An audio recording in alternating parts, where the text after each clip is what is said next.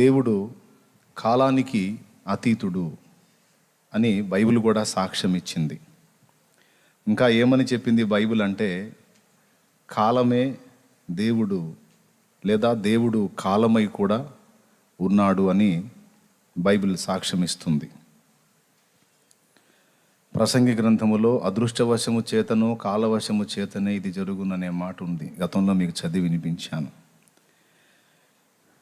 వడిగలవారు పరుగులో గెలవరు, బలవంతులు యుద్ధములో గెలవరు, జ్ఞానము గలవానికి అన్నము దొరకదు అనే విషయాలు మాట్లాడుతూ అదృష్టవశము చేతనే కాలవశము చేతనే ఇది దొరుకుతున్నది అన్నాడు.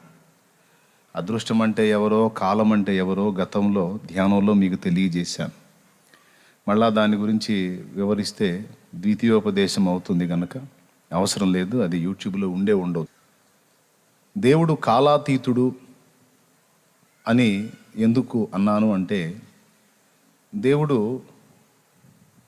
రేపు మనకు ఏం జరిగిద్దో మనకు తెలియదు, కానీ దేవుడు ముందే ఎరుగున్నాడు. మనం పుట్టక మునుపు ఏం జరిగిందో మనకు తెలియదు. పెద్దోళ్ళు చెబితే కొద్ది గొప్ప తెలుస్తుంది కొన్ని సంగతులు. అసలు మనం పుట్టక మునుపు ఏం జరిగిందో మనకు తెలియదు, రేపేం జరుగుతుందో మనకి తెలియదు, ప్రస్తుతం కూడా జరుగుతున్న కాలమే మనకు తెలుసు.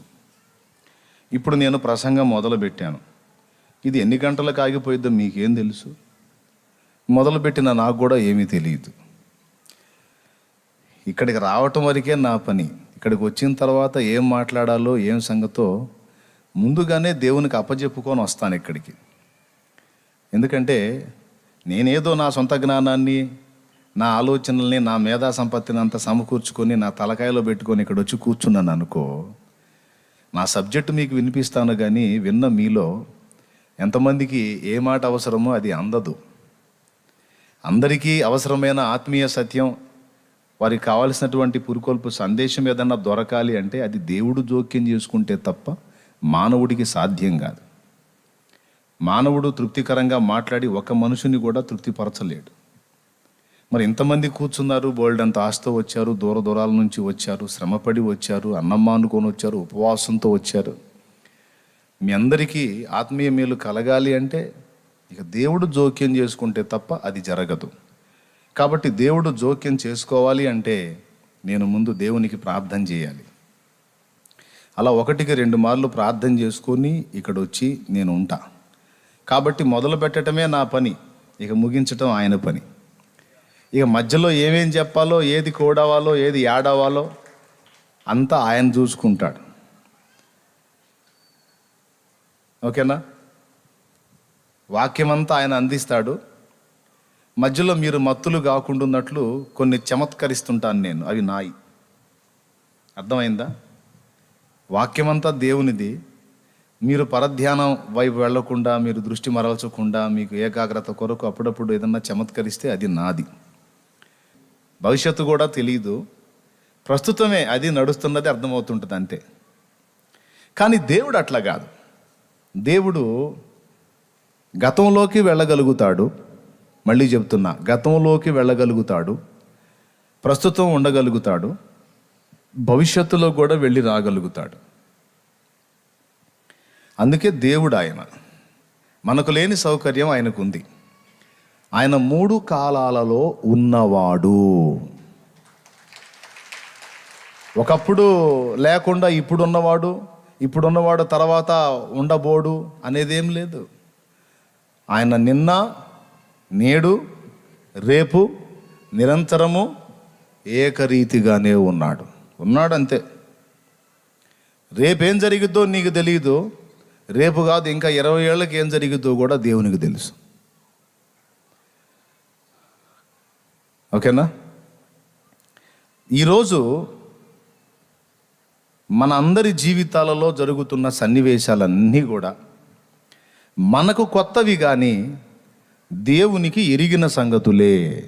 మళ్ళీ చెప్తున్నా, సమాజంలో జరుగుతున్న పరిస్థితులు కానీ, మన జీవితాల్లో జరుగుతున్న పరిస్థితులు కానీ మనకి క్రొత్తవి, కానీ దేవుడు అన్నిటినీ కూడా ముందే ఎరుగున్నాడు. దేవునికి ఇవన్నీ పాత సంగతులే. ఎప్పుడు ఇవన్నీ దృష్టించాడు అనేది ఒక ప్రశ్న నన్ను అడగండి. ఎప్పుడు తెలుసు దేవునికి అని అడగండి. అడిగారా? జగత్తు పునాది వెయ్యబడక మునిపే తెలుసట. అసలు క్రీస్తునందు మనం ఎప్పుడు నిర్ణయించబడ్డాం? యేసుక్రీస్తు శిలువ బలిదానం అనేది ఎప్పుడు నిర్ణయించబడింది అంటే అదేదో 2000 ఏళ్ల క్రితం జరిగిన తంతులాగా కనబడుతుంది, కానీ దాని నిర్ణయం అనేది జగత్తు పునాది వెయ్యబడక మునిపే జరిగింది. దేవుడు తన మనస్సులో తలపోసినటువంటి ఆ కార్యం ఏదైతే తలంచాడో ఆ తలంచింది అప్పుడే అయిపోయినట్టు లెక్క. అర్థమైందా? అందుకే ప్రకటన గ్రంథం 13వ అధ్యాయం 8వ వచనంలో గొర్రెపిల్ల ఎప్పుడు వధింపబడింది అన్నదానికి సాక్ష్యం చెప్పాడు. ఎప్పుడు వధింపబడిందో ఒకసారి చూడండి. 2020 సంవత్సరాల క్రితం కాదు. ప్రకటన గ్రంథము 13వ అధ్యాయం 8వ వచనం. భూనివాసులందరూ అనగా జగదుత్పత్తి మొదలుకొని వధింపబడి ఉన్న గొర్రెపిల్ల యొక్క గదుగదుగదుగదుగో జగదుత్పత్తి మొదలుకొని వధింపబడి ఉన్న గొర్రెపిల్ల. ఆదిలో వధింపబడటం ఏంటి? అనాదిలో వధింపబడటం ఏమిటి? ఈ గొర్రెపిల్ల బలిదానం, ఈ యజ్ఞాన్ని గురించి హైందవ సాహిత్యమైన ఋగ్వేదంలో ప్రథమ వేదంగా, తొలి వేదం మలివేదం అని మన సాంఘికలో ఉంటుంది. తొలి వేద కాలం, మలివేద కాలం, ఆర్యులు ద్రవిడులు చరిత్ర చదివితే ఉంటుంది సోషల్ స్టడీలో. అందులో ప్రప్రథమ వేదమైన ఋగ్వేదంలోని 10వ మండలం 9వ సూక్తంలో దాన్ని పురుష సూక్తం అంటారు. టీకా తాత్పర్యం రామకృష్ణ మఠం వారు ప్రచురం చేశారు. చిన్న పుస్తకం దొరుకుతుంది. పురుష సూక్తం అంటే ఇస్తారు, పూజా గదుల్లో పెట్టుకుంటారు. అందులో ఉంటుంది.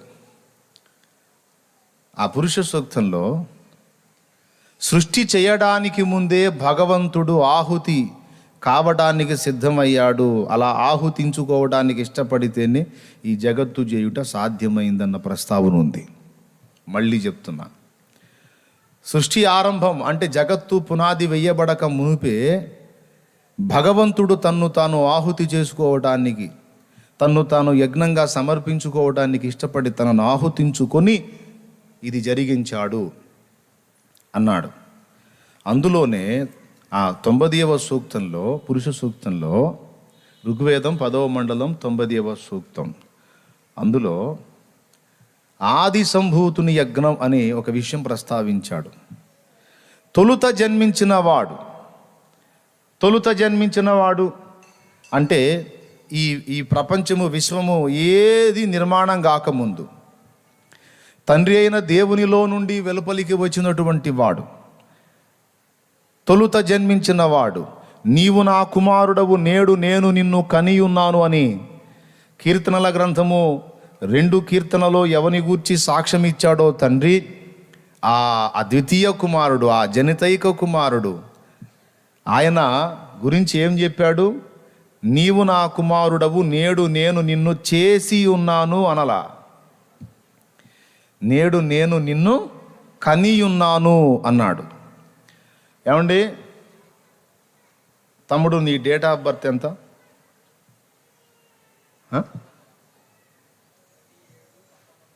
మొదటి నెల మొదటి తారీఖు 7వ నెల 1988. ఆ తారీఖున నువ్వు పుట్టావు. అంతకుముందు ఉన్నావా నువ్వు?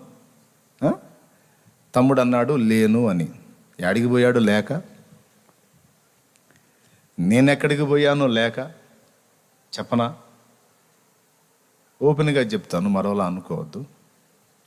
తల్లి గర్భములో నుండి భూమి మీదికి మనం రాక మునుపు 9 నెలలు అమ్మ కడుపులో ఉన్నామా లేదా? అమ్మ గర్భములో ఒక పిండముగా రూపుదిద్దుకోక మునుపు నాన్నలో ఉన్నాం మనం. దేవునికి స్తోత్రం, హల్లెలూయా. అవునా? అబ్రహాం ఎక్కడా? లేవి ఎక్కడా? అబ్రహాము కొడుకు ఇస్సాకు, ఇస్సాకు కొడుకు యాకోబు, యాకోబు కొడుకు లేవి. కానీ హెబ్రీ పత్రికలో లేవిని గురించి ఏం చెప్పాడో తెలుసా? అబ్రహాము షాలేము రాజుకి దశమ భాగం ఇచ్చినప్పుడు, మెల్కీసెదెకు అనే యాజకునికి దశమ భాగం ఇచ్చినప్పుడు లేవి తన పితరుని గర్భములో ఉండెను అని హెబ్రీ పత్రిక 7వ అధ్యాయము 10వ వచనం ఇలా సాక్ష్యం ఇస్తుంది. ఒకసారి చదువు. ఎలాగనగా ఎలా అనగా మెల్కిసెదెకు అతని పితరుని కలుసుకొనినప్పుడు లేవి తన పితరుని గర్భములో ఉండెను. అద్దుగో, ఒక వ్యక్తి జన్మకు అసలు కారణం తల్లి, సెకండ్ పార్ట్ అయితే ఫస్ట్ పార్ట్ తండ్రే. జన్మనిచ్చేది తండ్రే. అర్థమైందా? పితరుని గర్భంలో ఎవరున్నారట? లేవి ఉన్నాడట. అసలు ఎలా ఉన్నాడు లేవి? ఒక్కసారి ఆలోచించండి, మైండ్ పోయిద్ది. ఎందుకో తెలుసా? అబ్రహాము మెల్కీసెదెకుని ఎదుర్కొన్నప్పుడు ఇస్సాకు పుట్టాడా? పుట్టలా. ఇస్సాకే అబ్రహాములో ఉన్నాడు. ఇస్సాకే ఇంకా పుట్టకపోతే, ఇస్సాకే అబ్రహాములో ఉంటే, అబ్రహాముకు ఇస్సాకే ఇంకా జన్మించకపోతే ఇస్సాకు కొడుకైన యాకోబు ఎక్కడున్నాడు? ఇప్పుడు మా తాతయ్యకి మా నాయనే పుట్టలా. మా నాయనే పుట్టినప్పుడు నేను ఎక్కడున్నా? ఇక నా కొడుకు ఎక్కడున్నాడు? ఎంత ఆలోచించినా మనకు అర్థం కాని ఒక భయంకర విషయం ఇది. దేవుణ్ణి అర్థం చేసుకోవడానికి ఏదో దేవుణ్ణి మొత్తాన్ని చుట్టేసట జేబులో పెట్టుకుందామని ట్రై చేస్తారు కొంతమంది మేధావులు. సాధ్యం కాదు అది. అసలు ఆయన కార్యాలు ఏదో కొద్దో గొప్ప మనకు అర్థమయ్యేటట్టు బయలుపరిస్తే తప్ప మనం జుట్టు బీక్కున్నా అర్థం కానంత భయంకరమైన సంగతులు చేయువాడు దేవుడు. ఆయన గురించి వాక్యం చెప్తుంది, ఆయన మనకు అగోచరుడు. అసలు ఎట్లా చేశావు నాయన అంటే నవ్వుకుంటాడు ఆయన. నీకు సాధ్యం కాదంతా నాకు సాధ్యం కాదనుకుంటున్నావురా పిచ్చోడా, నాకు సమస్తము సాధ్యమే అంటాడు. ఒక్కసారి నేను చెప్పిన విషయం మళ్ళా మీరు ఆలోచించి చూడండి.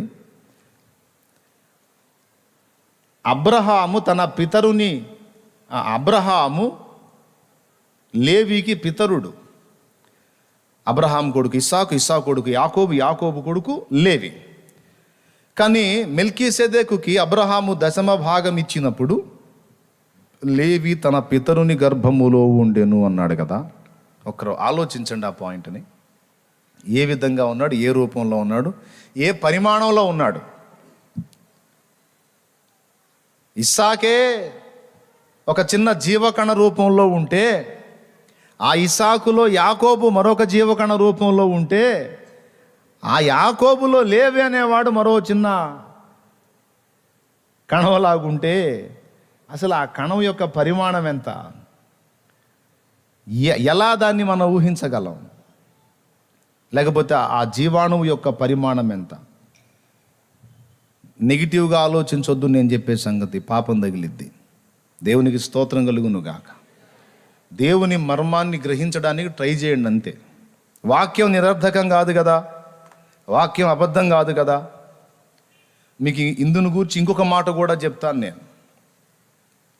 మనం పాపం చేశాం.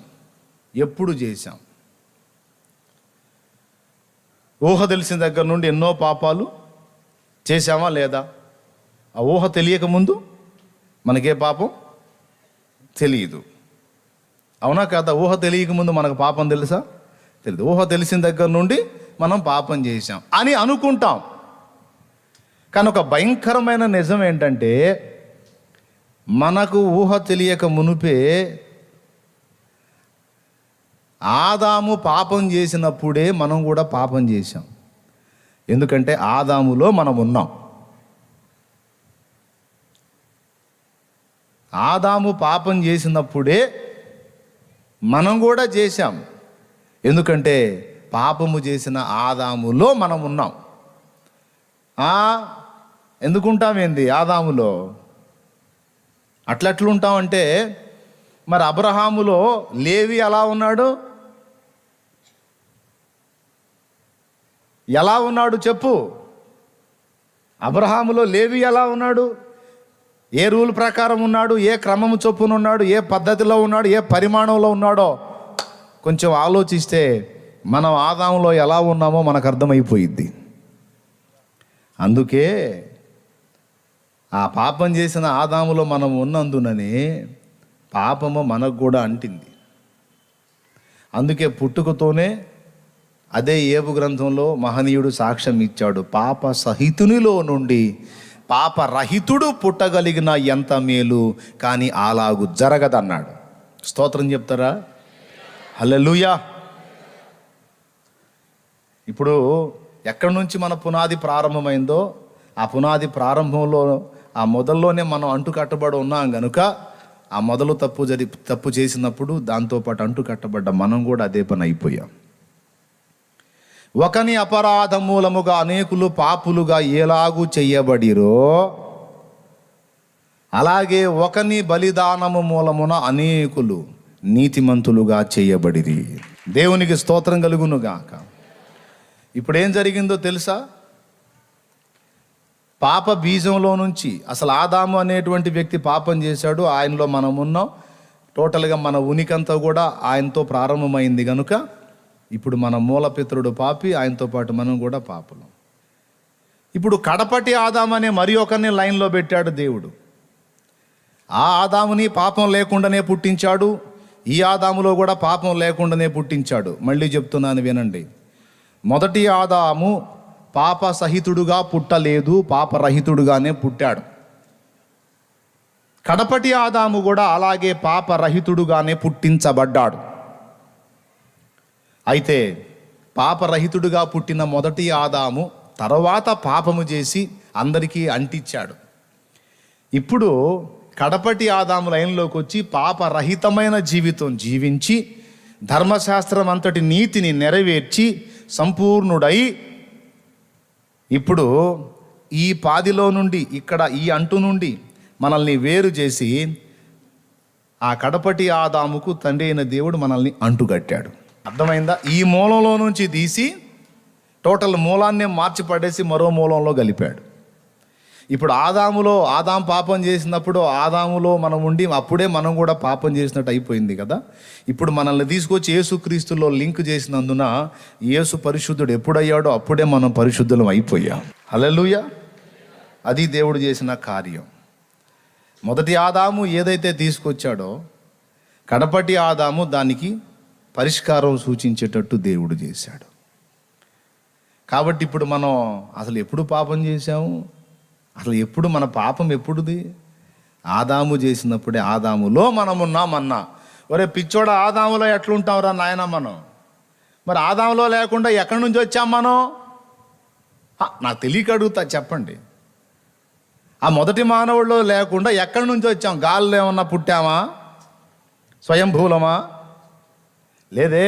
అందరికీ మూలాధారం అతనే కదా, అక్కడి నుంచే కదా వచ్చాము. ఏ లాజిక్ ప్రకారం చెబుతున్నావంటే ఇప్పుడు చూపించే హెబ్రీ పత్రిక 7వ అధ్యాయము 10వ వచనంలో చెప్పాడు కదా, అబ్రహాము మనవడి కొడుకైనటువంటి అంటే ముని మనవడైన లేవి అబ్రహాములో ఉన్నాడని వాక్యం చెప్పింది. ఎలా ఉండుంటాడు అని ఆలోచించా, జుట్టు బీక్కు నాకు అర్థం కాల. మీకేమైనా అర్థమైతే ట్రై చేయండి. కాదు, మెంటల్ ఎఫెక్ట్ వచ్చింది ప్రయత్నం చేస్తే. దేవునికి స్తోత్రం కలుగును గాక. హల్లెలూయా. అప్పుడు ఒక్కటే నమ్మాలి, ఏంటంటే దేవునికి సమస్తము సాధ్యమే, అంతే. దేవుని కార్యాలన్నీ అర్థం చేసుకోవడానికి ప్రయత్నిస్తే అంతే సంగతులు. ఇక హాస్పిటల్లో చేరి, మానసిక రోగుల హాస్పిటల్లో చేరి రథములేమి పైన తిరుగుచున్న అనాల్సి వచ్చింది. ఆయన చెప్పాలి ఇది ఇలా సాధ్యమైంది, ఇది ఇలా సాధ్యమైంది అని ఆయన చెప్తే ఓహో దేవా అదే సంగతి అని వెర్రిమోహం వేసుకొని చూడటం తప్ప మనకేమీ తెలియదు. మరి దేవుడికి సమస్తము తెలుసు.